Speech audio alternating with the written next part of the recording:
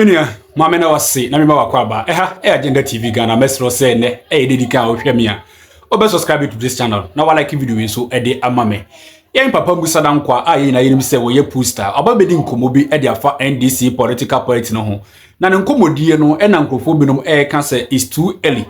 Because Kelentry, General Mosquito, or ye chairman, Eddie Man NDC, Amanu Konokura, or Babontin, Imrebia Achomu, Eba can't say. Obi biala why not being say or ambition be so or best standing for any of the positions no onya abotre na omo concentrate on his excellency John Dramani Mahama na mamuo no na se Mahama etimi perform a emfa ho nipa NDC omo ebeyi no 2028 NDC amanyoko no ebedi nkunim but yen papa Musa Dankwa so na dwuma oye o say every 3 months bia e wo pusa or de beba abonten o kiremu a say his excellency John Dramani Mahama oni hobi mu a hwan na obetumi asosidi na waye NDC flag bearer na ya tonso aba ama Ghana fo ebeto amane de obabe omampanyi after say his excellency John Dramani Mahama oni hono na wei na Musa Dankwa odi ni po no ababeto abonten na wa kirekire mu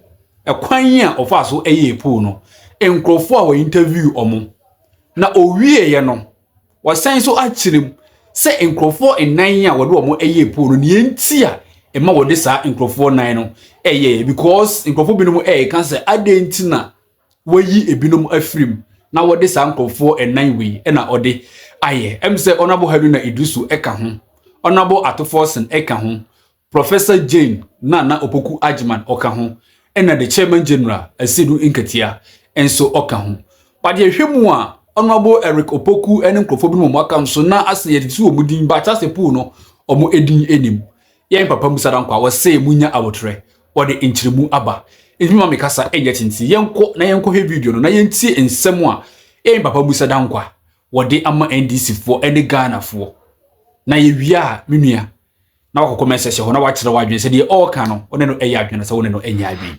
unya subscribe ya meso so be subscribe like video wi na share ma wudi bi no so unya bi enhwe yankopon chila yenko na yenko tie yen papa Musa Dankwa the only poster in Ghana meda wase yo kwaba bi eba global info analytics and Sunday 8th of March 2026 the NDC race no Bremune as part of the CBA in recent time online. The TNS every 3 months be a survey. Na survey no ye be face to face, be in telephone, e be so online. We online there no. So the year and last time online there no na the back first. We are na the me say na akamabo na the aba. Nti enek e be hwe ND series no nko a eno nko a na e be hwe.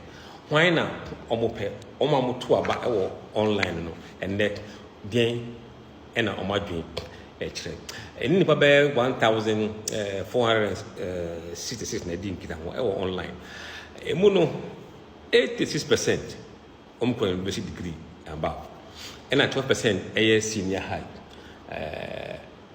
ena 1% eye junior high but yen hwe se de omadwen e kire emu 34% say on pay to forcing 28% say on pay Haruna Iddrisu emu 22% say on pay Asidu Nketia 11% say on Professor Jane Nana Opoku and emu 5% say obi fufo ma o hwe race no say eyi Jane Nana free mo say Jane Nana an contest ya when obeto ma at force inya 38% Haruna Iddrisu inya 32% Asidu Nketia inya 26%.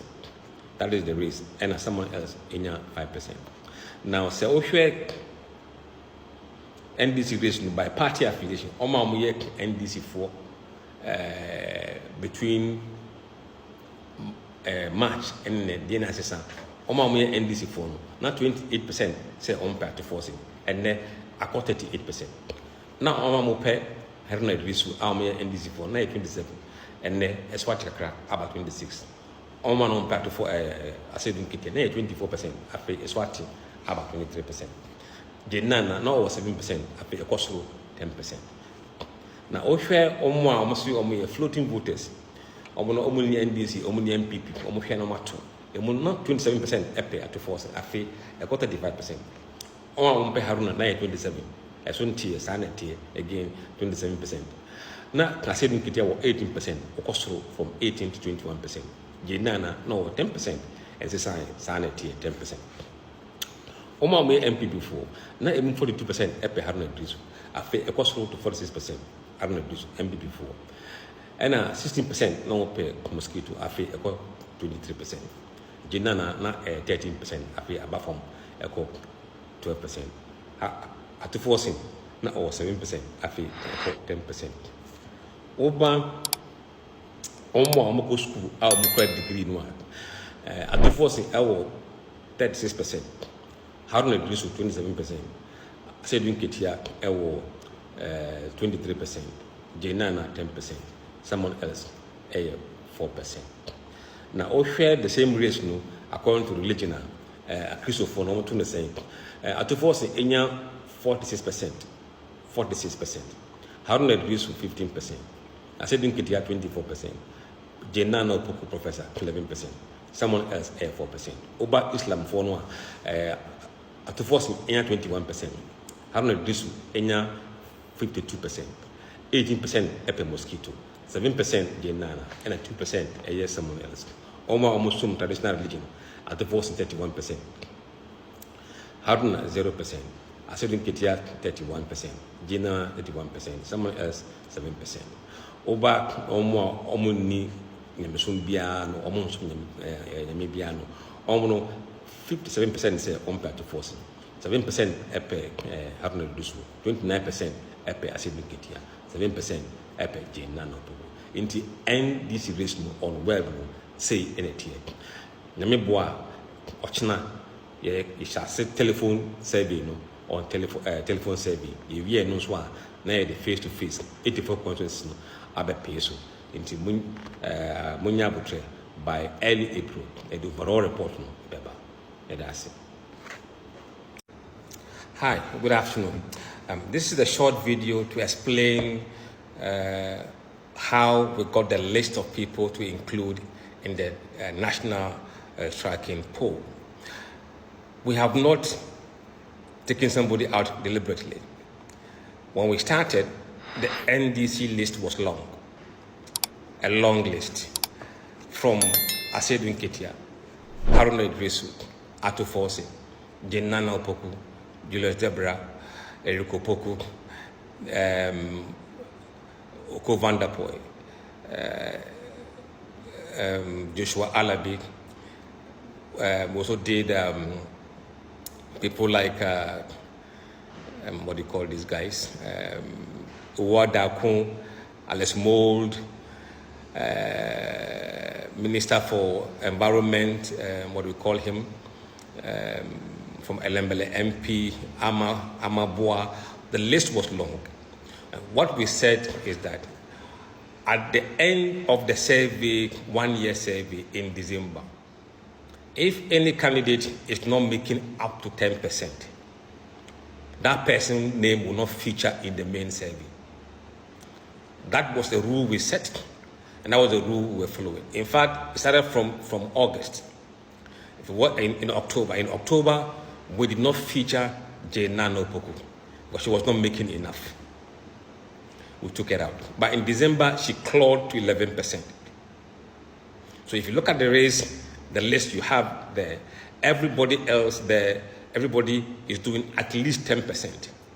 If your candidate has not done 10%, you will not find his name on the list. It will be among those we call someone else. If you see someone else, we'll ask you who, and then we'll pick down the name and tally the name and see whether it is going up. If someone else's number is going up, we will bring the person who is most getting the most highest vote among someone else into the race. Until now, or until then, we are sticking to those who are doing only 10%. Let me speak that in Twi as well. List na yɛde aba a yɛyɛ NDC race no. Yɛnyɛ sɛ yɛde yɛadwen na yɛyɛ list no daabi. List no ɛyɛ ɔmo a ɔmunya at least 10% of the national vote across the country. Yɛhyɛ aseɛ no na list no dɔɔso. Oko Vanderpoy ka ho, Amakovi Boa ka ho, Iwada ko eka ho Alex Mold ka ho in fact Gustano no ka ho Haruna Idrisu Ato Forcing Asedun Ketia Jenana Poku no mu nyina ka ho ene Julius Debra ba omo nya 10% no yayi omudin afrim as special people and ayafa omo nya 10% no and that 10% no from last year December poll no eye Haruna Idrisu Ato Forcing Asedun Ketia ene Professor Jenana Poku omo maka ne nyina obia ni ho a wonya 10% nti omo no yayi omudin afrim but eno nkyerɛ sɛ obi entimi nka sɛ me somebody else sɛ ope other candidate enka for no ho a wo pick someone else na ibisa wo sɛ why someone else no why no wo ka kyerɛ wo bon back ne din kyerɛ ya ya be tally edin no at a time so back no ne din ekosoro bi du be 5-10% a 10% a edin beba mu na mo hu sɛ no very fair formula and use e di amount for edin ba Baby, I said the economy, intimate for beer, dinner, because the longer the list, the more it takes us hours in the field. Into way, internet list, I short, at the Moasi.